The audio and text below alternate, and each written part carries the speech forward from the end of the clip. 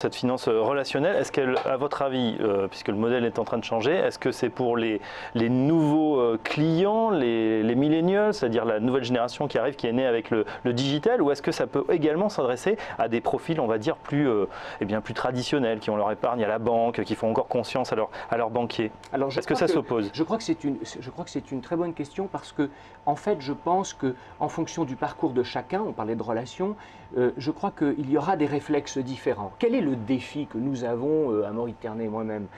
C'est de trouver des solutions qui vont être adaptées au marché français.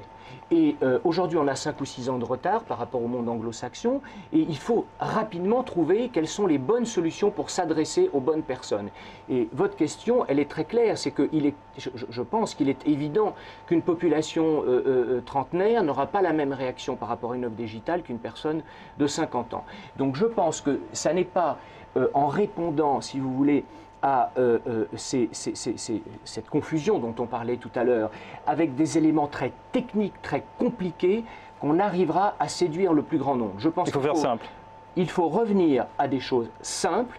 Je pense qu'il faut que nous ayons du bon sens et il faut s'adresser aux gens qui ont besoin d'un service d'épargne, qui ont besoin d'être aidés. Ceux qui ont beaucoup de moyens, soit ils partent à l'étranger, soit ils ont des solutions et il y a pour eux, je pense en tout cas, moins de problèmes. Je pense que la vraie problématique, c'est de s'adresser aujourd'hui. On a des études qui sont assez bien faites. On a aujourd'hui à peu près 3 millions de clients, 3 millions d'épargnants français qui ne sont pas servis. Et je crois que c'est à eux que les fintechs doivent s'adresser en priorité.